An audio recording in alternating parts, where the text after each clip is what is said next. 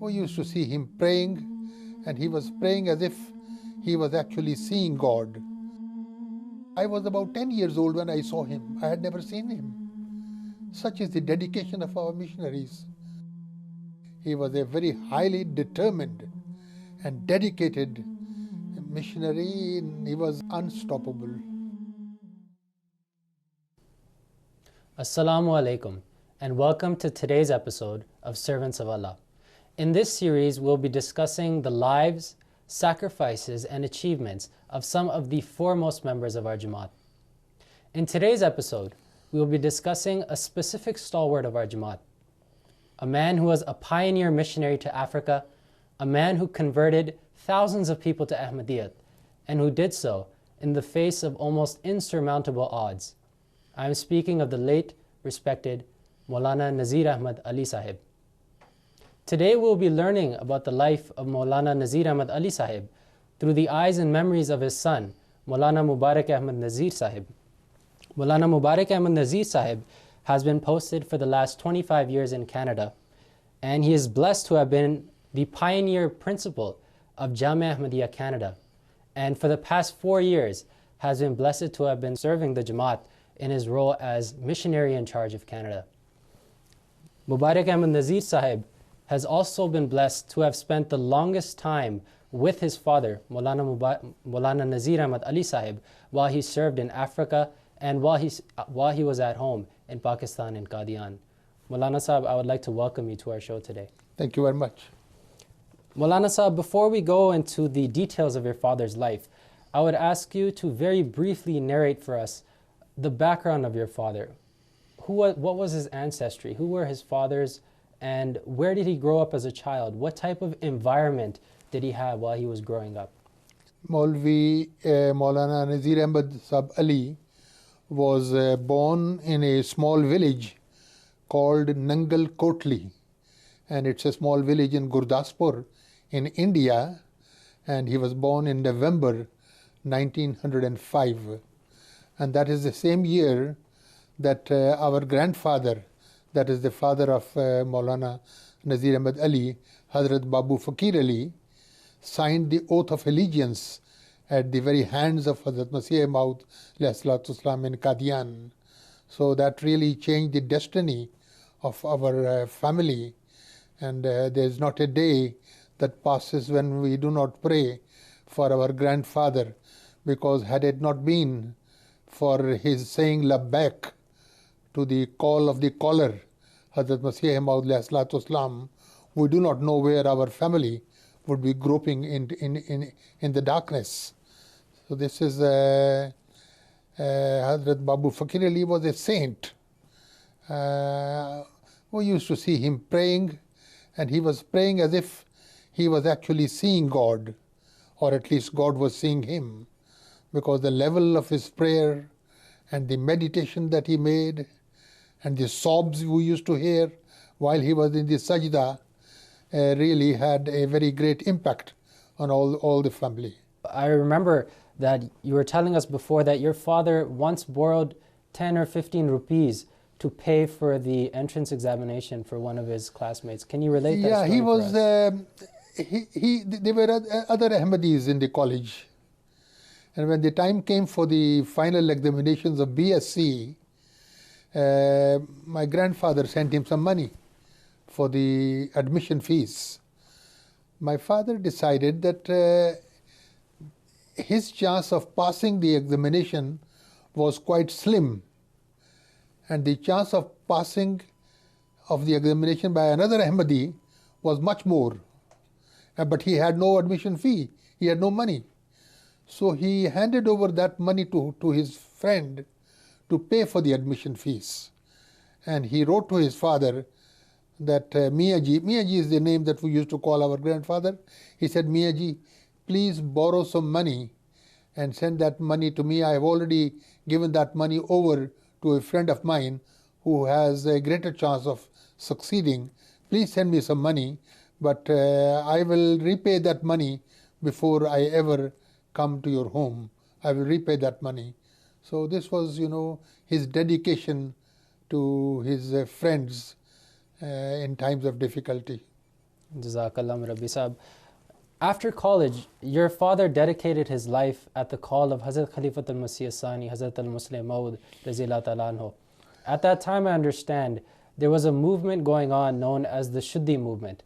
Now, can you describe for us what this movement was and the role your father played? Yeah, in it this was in movement? probably 1923 or 24 when when they used to narrate that he went as a volunteer for the Shuddhi Tehreek. There were some Muslims who had been converted forcibly into Hinduism, and Hazrat Khalifatul Masih Sani launched a sort of jihad and sent many volunteers to go over there and speak to those people. He was one of those volunteers, and the condition was that you should go there and you should go pay for your own transport. You should carry your own goods with you, on your own food with you. And so this was the difficult time.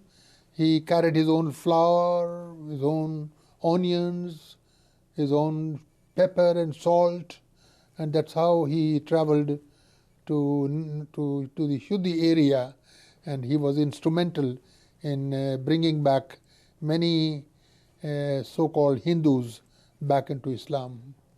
That was a sort of a training ground for him to become a proper missionary. So right from his youth, he was already dedicated to spreading the message of Islam. He was highly dedicated. He was a very highly determined and dedicated missionary. He was unstoppable. From the years that I was with him, I was always amazed that he was simply somebody who never accepted defeat. He was always, determined, loyal to Khilafat. Rabbi Sahib, you mentioned your services, your father's services as a missionary. Let's talk about that for a bit. Can you describe for us where he served as a missionary and how many years he spent as an active missionary of the Jamaat? He was first sent to the Gold Coast. Gold Coast was then known, this was Ghana, but at that time it was known as Gold Coast. That was in 1937 when he was posted to Gold Coast. He was there for some years, and then there was a news that the Lahori faction, those who had separated themselves from Khilafat, they were also very active, and they had known that the Ahmadiyya Jamaat had established itself in Ghana, in Gold Coast, so they wanted to capture Sierra Leone. So they had intention of sending a very great missionary over there. The Ahmadiyya movement, our Jamaat, came to know about it, and Hazrat Amirul Mu'mineen, Hazrat Muslim Maud, sent my father, Hazrat Maulana Nazir Ali sahib, preemptively, just before him. So he arrived there about 2 weeks before him. The name of that missionary, Lahori missionary, was Ghulam Nabi Sahib. And he was not the ordinary person, he was the secretary of Maulana Muhammad Ali Sahib, who was the Amir. He was his secretary, and he was also the editor of their newspaper. And so he was not an ordinary person. So the moment he arrived in Freetown, in the capital of Sierra Leone, my father confronted him. And my father said that these Africans have got little knowledge. Let us go before them and let's have a debate so that we do not misguide them. So in the debate, because my father was very proficient in Arabic, of course in English, and naturally in Urdu, and he was a very great scholar. So he confronted him, and in one or two arguments, one or two confrontations, this young missionary from the Lahori community, Ghulam Nabi Sahib, was squarely defeated, and he wanted to go back. So he decided to go back to Lahore, and even before getting the permission to go back, he asked my father that if you can lend me some money so that I pay for the transport to go back. Well, if you compare it to our missionaries would stand their ground unless they receive an order from the Amirul Mu'mineen. They would never leave their place. You tear them into shreds, but they will never leave their battlefront. But this was a man who, without even asking permission from his own head office, he borrowed money from my father and hastily retreated, totally defeated, devoted by the grace of Allah. And so this is how the Jamaat-e-Ahmadiyya was very firmly established in Sierra Leone. He was there for many years. He was there till, till about 1944-45, and then he came back. In fact, Azhar, I was about 10 years old when I saw him. I had never seen him. Such is the dedication of our missionaries, that they work in very remote areas, in jungles and hills and valleys and deserts, away from their wives, away from their children. I saw him when I was about 10 years old. That was the first look at him, that this is my father. So this was, the dedication of our missionaries. That this is how they were so dedicated to the institution of Khilafat that these are the people who would move mountains. Jesus Christ said that if you have an iota of faith, you would let the mountains move. I do not know how far it is true for the Mosaic Messiah, but it is definitely true for the Muhammadan Messiah, that not only the Muhammadan Messiah, but his ordinary disciples, in fact the disciples of his disciples, even they, mountains stand against them, mountains of difficulty stand before them, but by the breath, those mountains are torn to bits and they march on. Rabbi Sahib, you mentioned very rightly so the dedication and the resolve of your father. But I want to put it into context a bit, that after his difficult posting in Malkana, we spoke about the Shuddhi movement. We heard about some of the difficulties he had to face there. Right after his difficult posting in such a place, he was appointed to Africa, which at that point in time, Africa at that time was truly a remote and a wild place. It wasn't an easy place to have been posted. At that time, was there any hesitation in his resolve of being sent off to such a far-off place?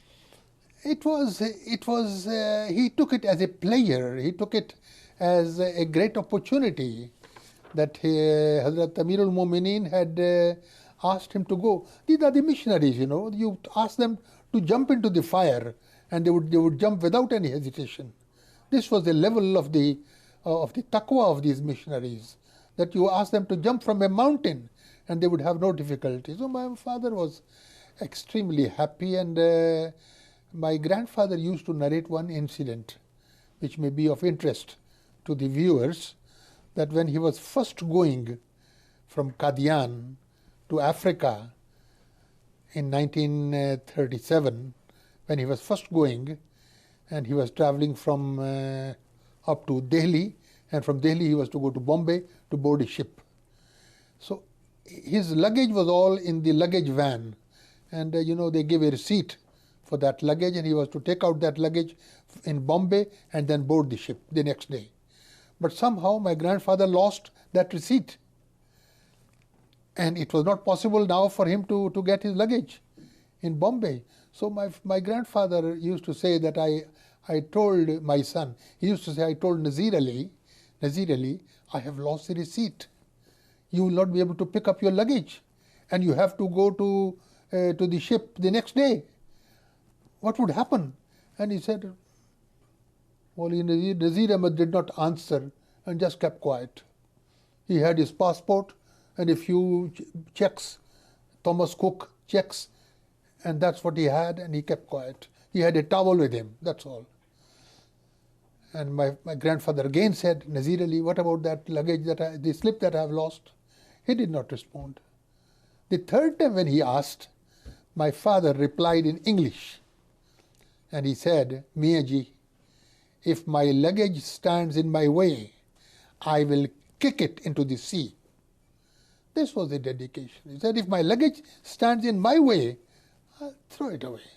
So this was, such people, when they go out, they are people who can never be defeated, because this is the zeal, and this is the determination, and this is the resolve, and this is the sort of dedication with which they march on.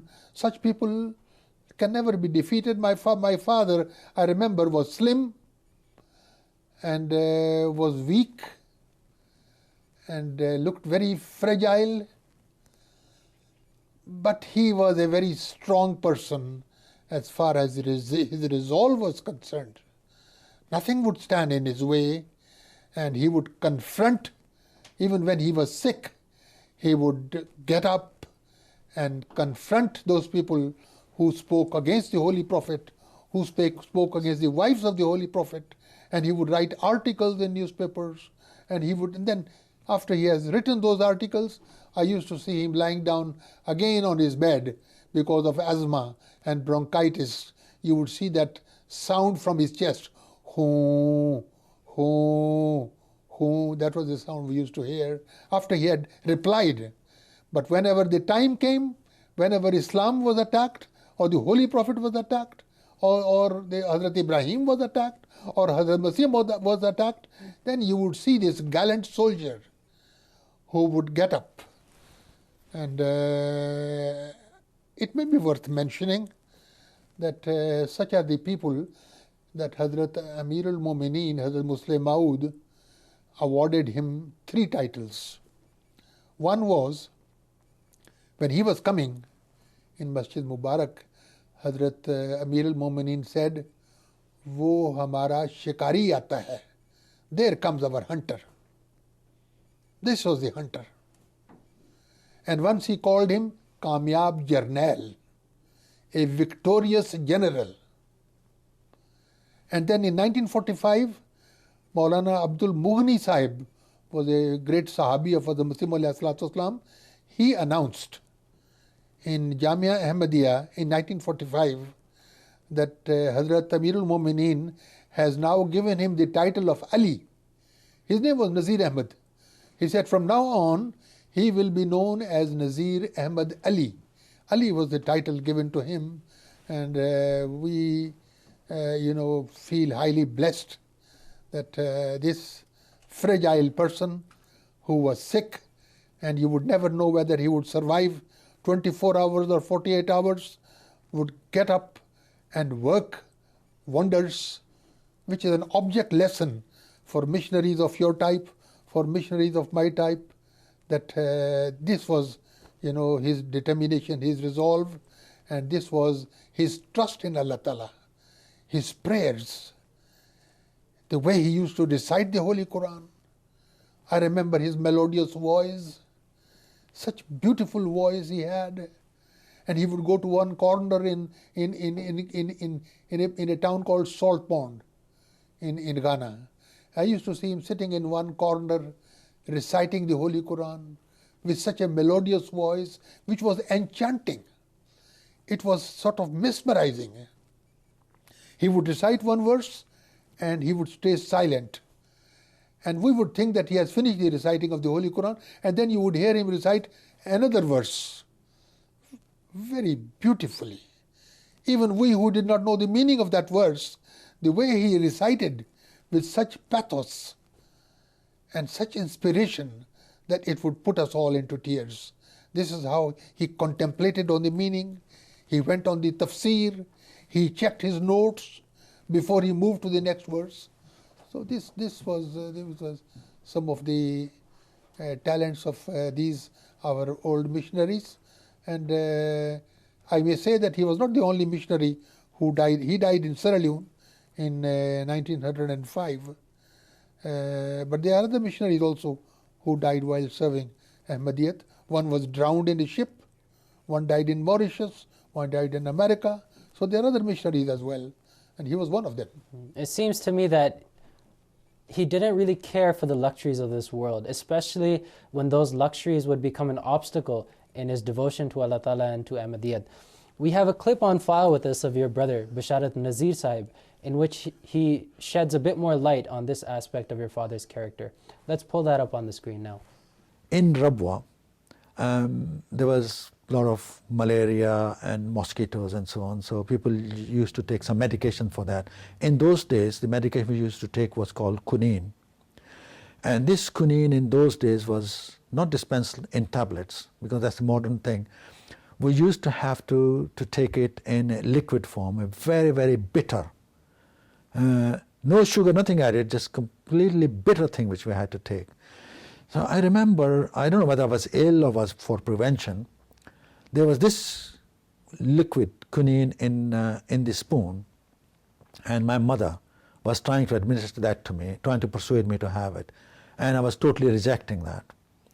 And she had a spoon of sugar in her other hand, a bowl of water was next placed to me, so that I can very, very quickly wash the whole thing down. But I was totally rejecting that. And my father was, I think, witnessing it from some time. He comes onto the scene somehow. And he says, "What's the problem, Basharat? Look." And he took that bitter medicine, this spoonful of medicine, and he put it in his mouth, his own mouth. So I could see him actually. He is smiling, the medication is in mouth, and he's not in too much of a hurry to swallow it either. So he's swishing around his in mouth and giving me lots of smiles, and then not sort of drinking it as if, thank God, it's finished, let me immediately gulp it. He is slowly drinking it. And he was not asking for water, he did not want any sugar. And that I don't remember what happened afterwards, but that's something which I sort of also is etched in my mind, that if something needs doing, then let's do it, and let's enjoy doing it. There's no way out of it. We have to do it anyway, and that's something I've learned from him. Murabbi Sahib, we were speaking about some of the difficulties that your father had to face in Africa, and I wanted to focus on this aspect of his life a bit more. There were several difficulties that he had to face in Africa, much more than you just told us. Is there anything that comes to mind when you think specifically about Africa and what your father had to do while he was living on that continent? Well, let's take ordinary water. Now we take a tumbler of water, I see bottles of water around me, clean water. But the missionaries in Africa, they had a standard kit which they would always carry. One was a small bottle containing crystals of potassium permanganate. That was in order to disinfect the water. It will turn the water purple, very bitter, but would kill the germs and will kill the bacteria. And those crystals you had to put in the water and then drink that bitter, fluid, as I call it. And that also was the reason why the teeth of my father were a bit brownish, because of the oxidation by drinking water with the potassium permanganate. Also, a missionary's kit was that he would always have a clean handkerchief, which you would put on a tumbler of water and drink because of the suspended matter. You would also carry an alum. Alum is also good to carry all the suspended matter down, and then you would drink that water. So we are used to drinking clean water. Each time I drink that water, I remember some of the sacrifices. Now we travel anywhere in the world in one day. But that was the time when we had to travel.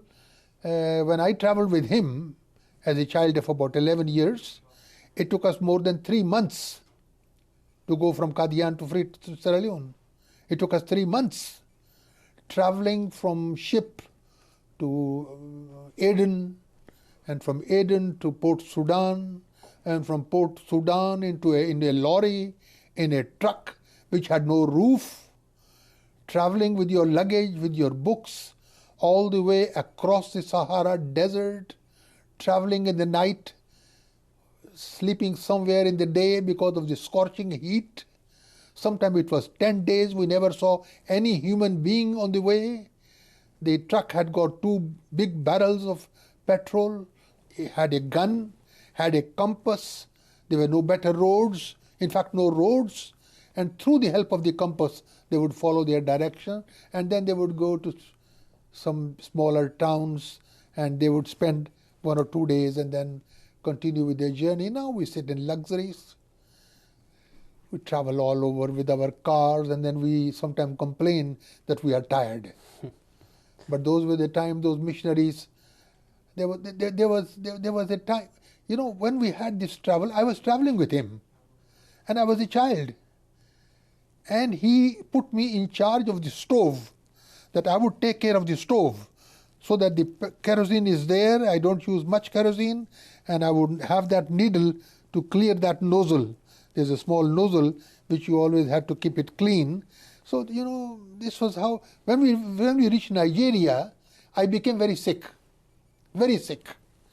And the doctor said, this child cannot travel. But the war had just ended, the World War, and there were no ships. And my father luckily had got a ship to travel from Lagos to Freetown. And so when we were about to board the ship, the doctor examined all of us, examined my father, he allowed him, examined my mother, but when he examined me, he said, this child cannot go, because this child may die on the way, and we have got no cold storage. So unless you sign here that if he dies in the ship, you will allow us to throw him overboard. My mother started crying. Let's go with another ship. My father said, I am busy. I've got work to do. Hazur has sent me to Sierra Leone. There are no ships available. It will take a long time. He held my hand and he asked the doctor, he said, where do I have to sign? And he signed over there, held my hand. He said, Mubarak, come. Nothing will happen to you. And he said something like this, and I'm quoting. I'm not quoting his words, but something like this. He said, if my son dies in the ship, throw him into the sea. That's what he said when he lost his luggage. If my luggage stands in my way, I'll kick it into the sea. If my child stands in my way, I'll throw him into the sea. These are the dedications. These are the people. As I said earlier, I am sometimes embarrassed to speak about my father. But because I speak as a missionary, I speak about him as a missionary, and I am also a missionary. That's why, I speak. But these are the people who imagine the doctor saying that I might die on the way. And look at me sitting over here in my late 70s. And by the grace of Allah, I am, up and running by the grace of Allah.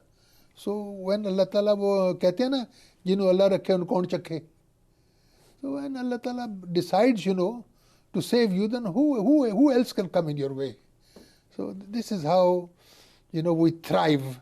This is how we sometimes get our fuel, get our spark, get our petrol that helps us to move on. Rabbi Sahib, another difficulty that missionaries had to face in the field, especially in Africa, was lack of funds. And I'm sure your father also had to deal with this on several occasions. But we have with us on file a clip about how your father specifically dealt with this one difficulty. And I'd like to put that on the screen now for our viewers. The missionaries used to get an allowance of £10 a month. Each missionary will get £10 for their personal expenses. So when the money was short, he voluntarily wrote to the center that I would want to manage with just £5 a month instead of £10 a month. So he actually reduced his allowance himself to £5 a month. And later on, a missionary came to join him, and he sat down with him and convinced him that he does not want to ask for more money because you have come to join us. What I propose is that with this £5 which I'm getting, let both of us survive with that. So then there were two missionaries actually living on £2.5 a month. Yeah, just to make one little correction from what my brother said, the missionaries were not given £10, they were given £5. My father used to get £5 a month. And when Maulvi Muhammad Siddiq Sahib, Amritsari, may Allah Ta'ala be pleased with him, when he came in 1940 to join him in Sierra Leone, at the end of the month he said, Maulana, where is my allowance of £5? So he took him aside and he said, my brother, the Jamaat in Qadian is very weak financially. If you allow, I am not going to ask them for £5 for you. Let's manage the £5 that I have got. So let us have £2.50 each one of us, and let us survive on that. So they used to eat the village, cassava leaf and potato leaf and other things. And sometimes they used to eat, fish, sometimes chicken, but mostly the native food on which they used to survive. And this is, how they survived. Murabbi Sahib, the things that you are telling us are truly inspiring, and I want to thank you again for sharing these memories with us.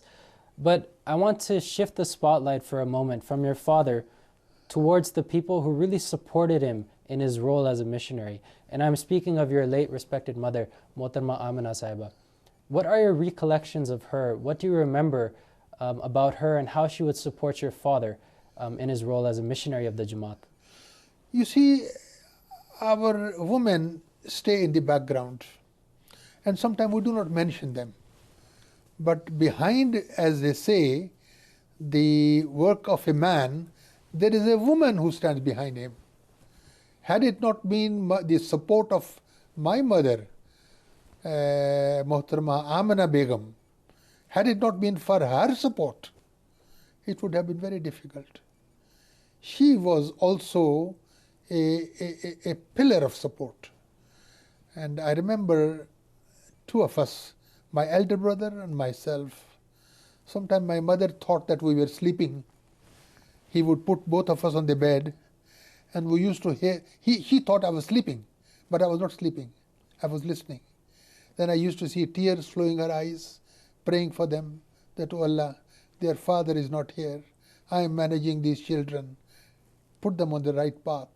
Let them do the right things. And I used to see her praying. And she was also, she took care of the children.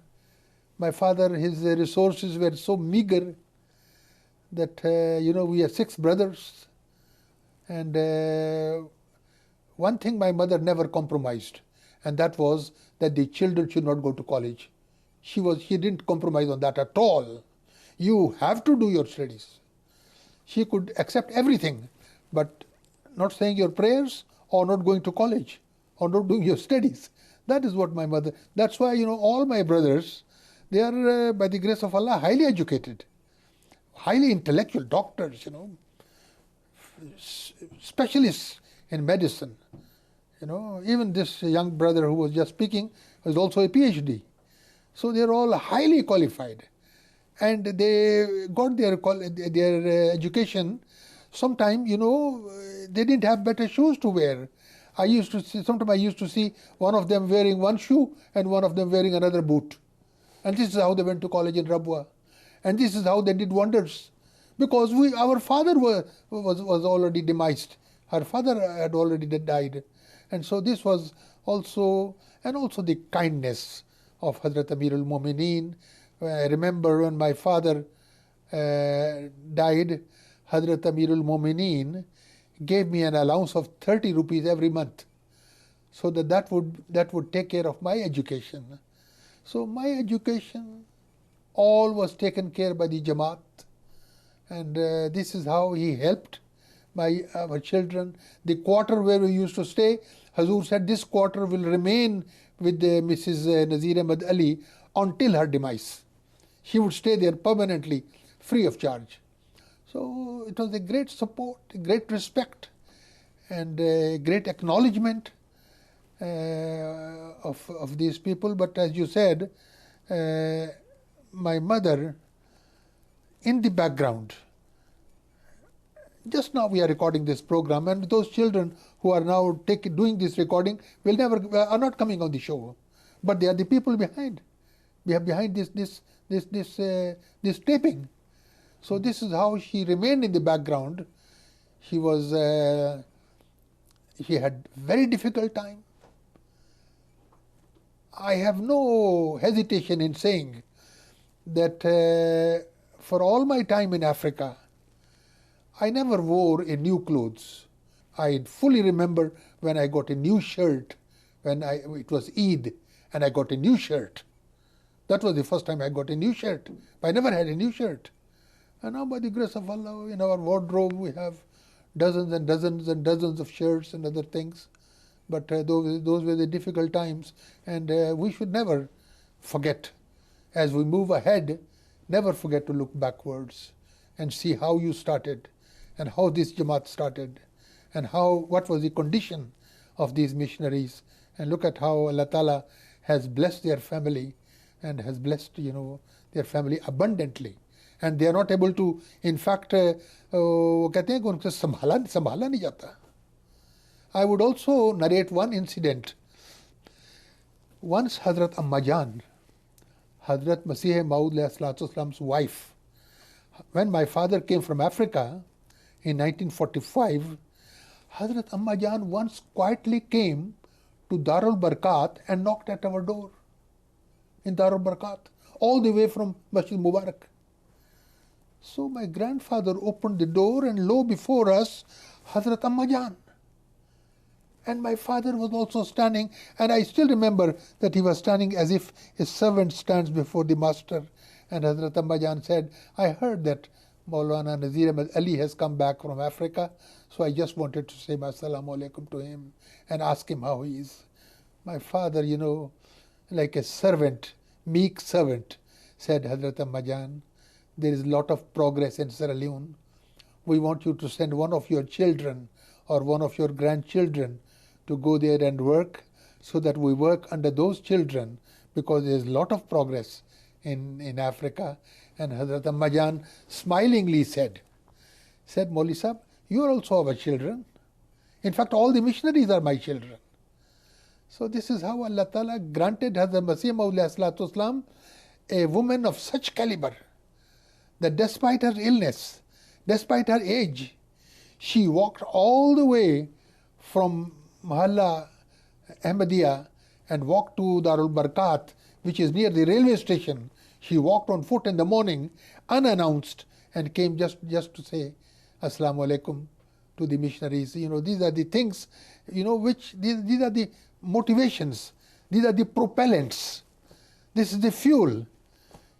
Now tell me, Amma Jan coming to your home, how can such a person, ever fail? There's no difficulty for him in the world. And I'm sure your mother also felt that as well. We have with us on file a clip of your brother Basharat Nazir Sahib, in which he tells us about some of the difficulties your mother faced while accompanying your father on one of his trips to Africa. We'll put that up on the screen now. So this is very interesting. This my father, my mother, and an 11-year-old child, they actually embarked quite a dilapidated ship. The ship's name, I think, was Akbar.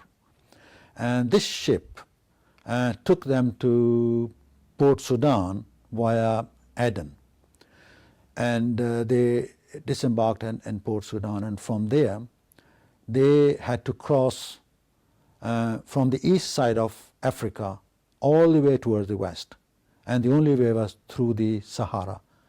So he actually, and there was no transport, there were no roads of any kind, and there were just some goods trucks, French goods trucks, which were operating, open back.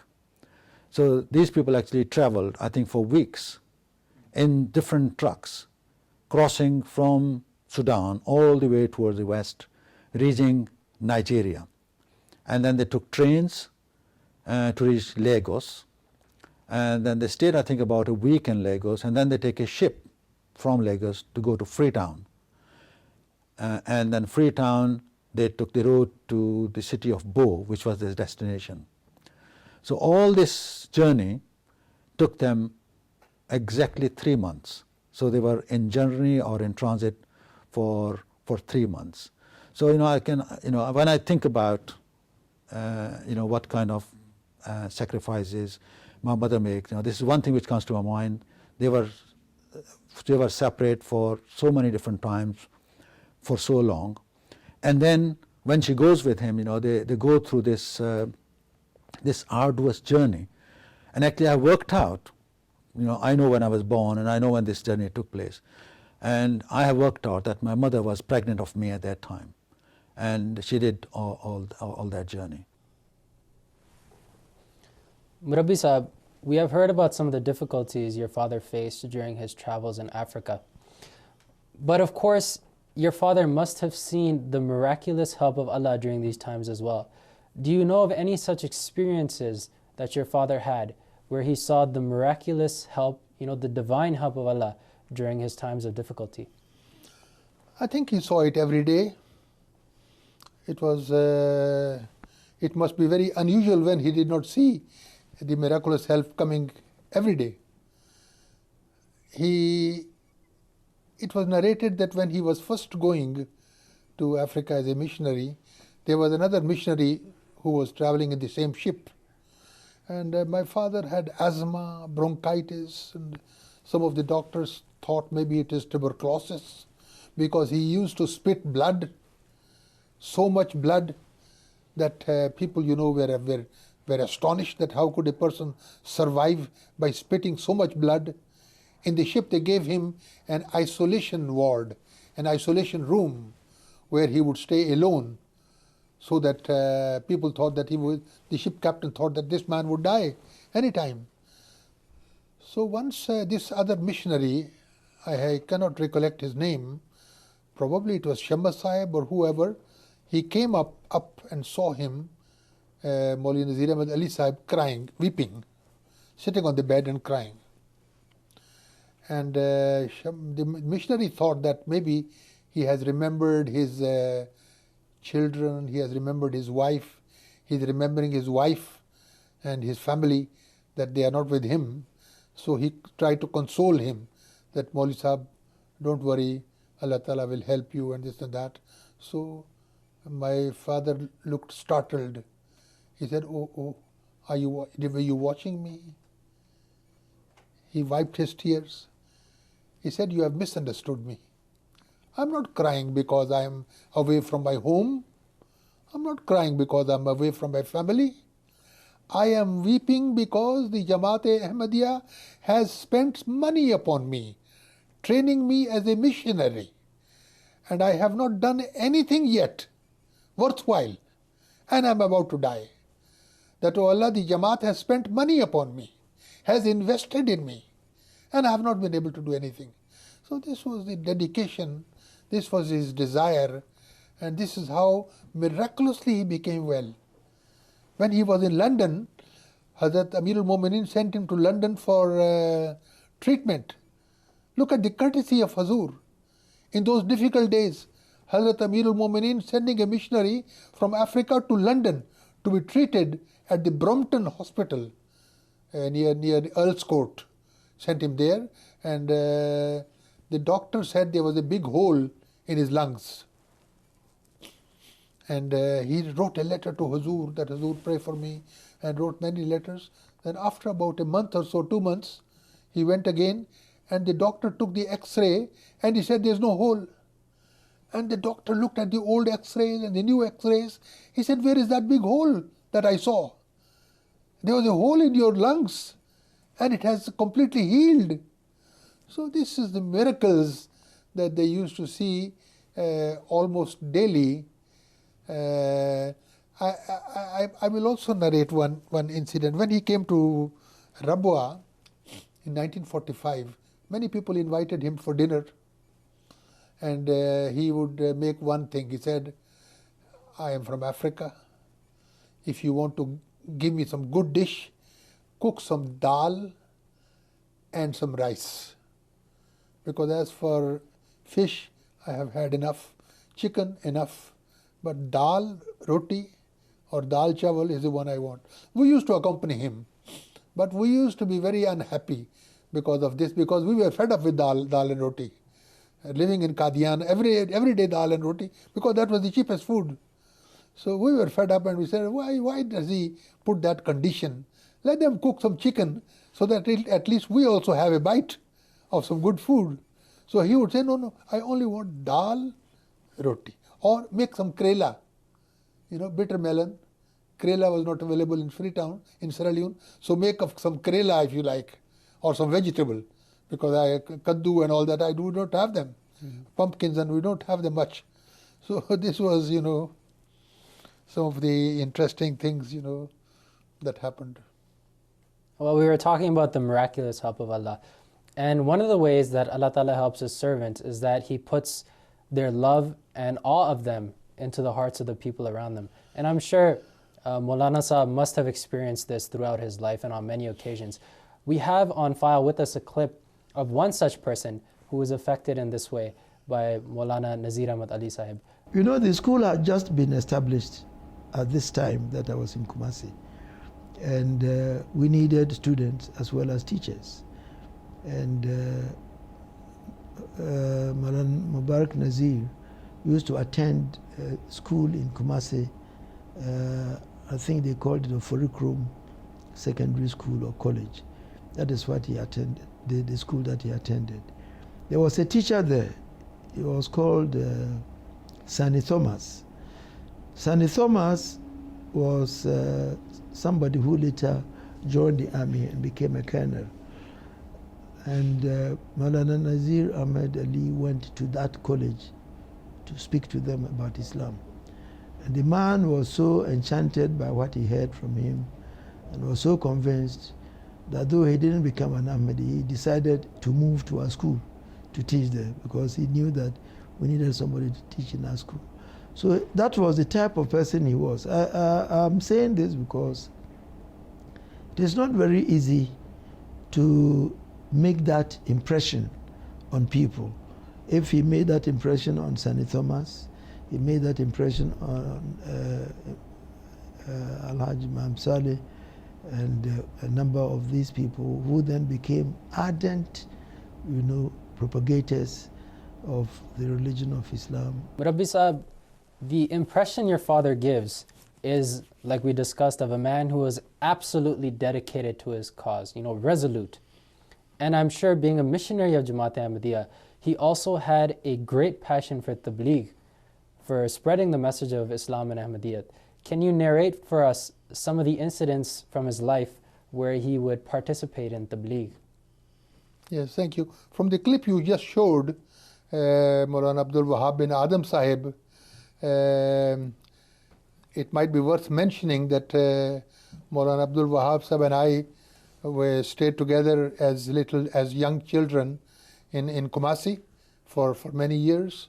And in fact, we attended school together. The secondary school he's talking about, I was also a student in Kumasi, and I knew his mother, and I knew his parents as well. So we had very great linkage with Maulana Abdul Wahab bin Adam Sahib. Our missionaries have many encounters.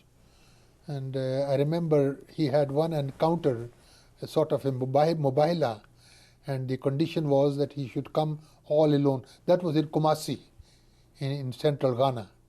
And he had a mubaila with some Arabs, and the condition was that he should come alone. So, of course, no taxis and nothing of that sort. So he walked all the way and did not come back, and my mother was pacing up and down, looking from the balcony to see if he has come back. He never came back, and he came back in the morning, and he was staggering. I thought he was about to fall down, and my mother, was upset, and she said, "Will you kill yourself? Look at the difficulty. Look at your health. Look at the blood you are puffing, and you go all the night, and now you are coming in the morning." My father said, Amina. My mother's name was Amina. He said, "Amina, don't worry.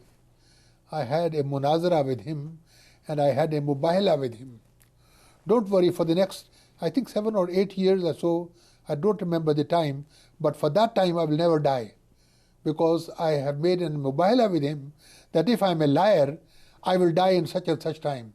In 7 years or 8 years, I don't remember the time." But then my father, despite his ill health, his fragile health, the man was virtually a moving corpse. He survived that time, never died until that time when the Mubahala was there. I don't know what happened to those people who entered into the Mubahala with him, but as far as Maulana Nazir Ali was concerned, Allah Ta'ala kept him alive somehow. Now people keep alive by having him, giving him all sorts of things to just to survive.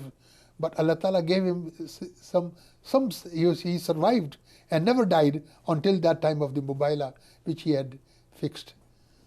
MashaAllah. Murabbi Sahib, I think it's important to mention that Maulana Nazir Ahmed Ali Sahib did not indulge in a type of, a dry tabligh where he didn't really care about the African people. To the contrary, we see that Maulana Sahib cared very deeply for the African people. He had a true love for them in his heart. And we have a clip with us right now of your brother Basharat Nazir Sahib in which he describes this aspect of his character. Let's go to that now. He actually had a love of African people in his heart. He was always promoting Africa. Whenever he was coming back from African trips, he will take the opportunity to go to Jamia Ahmadiyya. He was visualizing the students there, that they're going to be the future missionaries, and he wanted to sell Africa to them. He wanted to make sure that nobody gets any wrong information about Africa. If there was any misunderstanding, or somebody says, that there are a lot of diseases, or, there are a lot of mosquitoes, he was always trying to put a positive spin on that. And when he was in Africa, from what I have read, he was absolutely at one with them. He is not missing the Indian food at all. He is loving the African food. He's living together with them in their huts. He will go, he will sleep in their huts, in their beddings. Absolutely no question, no concerns whatsoever. Murabbi Sahib, I understand that your father passed away in Africa in the line of duty. Now, before he passed away, he was actually hospitalized. Now, do you remember some of the final pieces of advice that he had for the people that would come to visit him? What were his last words to those visitors? He was sick, very sick. He was in Bo, in central Sierra Leone, and he was in the ordinary ward. The Jamaat even could not afford a room for him, for missionaries. So it was in the ordinary general ward where there were 20, 30 other patients who were with him. And some missionaries came to visit him, and he started crying, weeping. And I remember when he used to weep, he used to clear his tears like this from his eyes. That's how he used to clear. And while he was weeping, while he was crying in prayers, he said, "Unfortunately, my sickness has crippled me. Otherwise, now that so many missionaries are coming to serve, it was my desire that I would go with them and I would lead them, so that we would go to the villages and go to the little towns." And he always used to say that these Jamaats are a trust in your hand. Speak kindly to them. Take care of them. He had a love of the Africans. He would never tolerate anybody speaking against the Africans.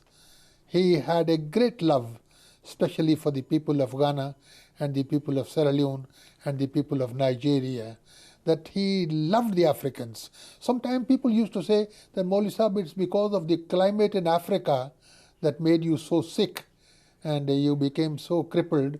And then he used to be angry. He said, "No, this is not the reason. I was sick all the time. In fact, had it not been for my services in Africa, I would have died long since. It was this services of Africa that really kept me alive for such a time." This was, his love and his really, he had got so much love for the Africans. Rabbi Sahib, I'm sure that after he passed away, after his final illness, that passing must have been quite a shock for you, your family, and of course for the entire Jamaat. We have with us a clip today of your brother Basharat Nazir Sahib, And he says that he vividly remembers the day that he received news of your father's passing. I would like to play that for our viewers today. I actually remember exactly how the news came to us. I was with my mother in Rabwa at the time this news came up. There was a knock on the door, and I went there and I said to her that there are some people from the office to come to see you. And my mother at that time was washing some crockery. And actually, no, she heard that and she actually dropped a piece of the crockery. And she stood up and she came to the door, and these officials were, they came into our front room, and she was talking to them from the door. She was outside the door, they were inside the room, and the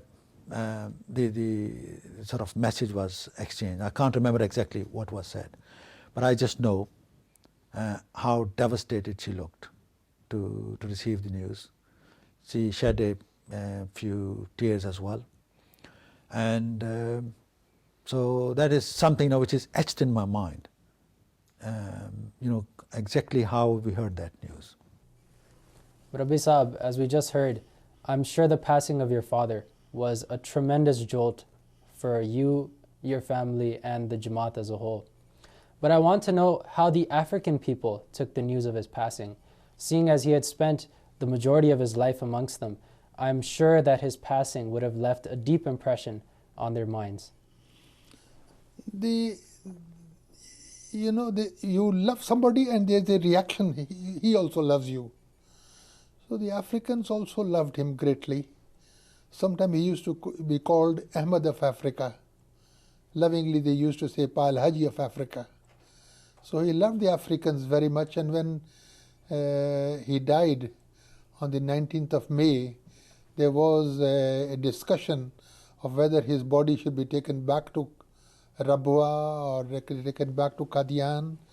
The Africans said no. Maulana Nazir Ahmed Sahib Ali spent all his life, all his active life in Sierra Leone. Then they said, let's put him in a box and bury him so that if we want to take him away, we could do that. The Jamaat said, no sir, he should be buried with his body, without a box, so that no one can carry him away. So they buried him. He had one shirt of Hazrat Muslim Maud with him. He once asked for one shirt as a blessing. And the only will that my father left was that when I die, decorate me with the shirt of Hazrat Muslim Maud when I am buried. So they decorated him with that shirt, and there he died. It left a lasting impression. I was a young man at that time, and it hit me hard. I remember it hit our family hard. In 1945, when my father came back from Africa and was about to go again, there was a reception that was held in Madrasa Ahmadiyya, Jamia Ahmadiyya now. And luckily my father took me along, and I went with him. I was there. In his speech, as I said, he was a very eloquent speaker. In his speech, he said something like this, which was printed in Al-Fadl on the 27th of November 1945. The speech is that today, in the cause of Allah, we embark on a jihad to West Africa to spread the message of Islam. Death is inevitable. If any one of us dies over there, then you should bear in mind that in a faraway land, a piece of land has come under the permanent occupation of Ahmadiyyat. It will thus be incumbent upon the Ahmadi youth to reach that soil and fulfill the purpose for which we have occupied that land in the shape of our graves. Therefore, our graves will demand of you that you so tutor, you so train your children that they fulfill the purpose for which we gave up our lives. So this is the last speech which he made, and I have great honor that I was present when he made this statement. And I'm also happy to say that Hazrat Khalifatul Masih III, when he visited Sierra Leone, he went to the grave of my father. I was also with him. He went to pray at the grave of Maulana Nazir Ahmed Ali. Sir Muhammad Zafrullah Khan came to Sierra Leone, and he went straight to his grave, and he also offered prayers for him. So what luck! A poor man, a sick man, died when he was only 50 years old, 50 years and 3 months. And in that short spell of time, he worked wonders. We who are in our 80s or 90s can never accomplish that task which he accomplished. Such is the work of people who walk very fast. In a short span of time, they are able to do so much. By the grace of Allah, it is the duty of our missionaries, our young missionaries, that they should also follow such examples. They should not be demanding. They should be people, who go out and perform. And you will see that the help of Allah Ta'ala will come in showers. So may Allah Ta'ala bless the Jamaat Ahmadiyya. I have a clip from the grave of Maulana Nazir Ahmed Ali, on which it is written where he was born and where he died, and the titles that Hazrat Amirul Mu'mineen gave him. Rabbi Sahib, we are at the end of our program, and I would like to thank you for sharing the precious memories that you had of your father. All of it was so inspirational, so inspiring, and truly I can say that Maulana Sahib was a role model for us Ahmadis, for us missionaries, in so many different ways. And I'd like to thank our viewers at the end of the show for taking the time and staying with us and listening to the events and the experiences of one of the foremost members of our Jamaat, one of the great missionaries of our Jamaat. Jazakumullahu ahsan al-jaza.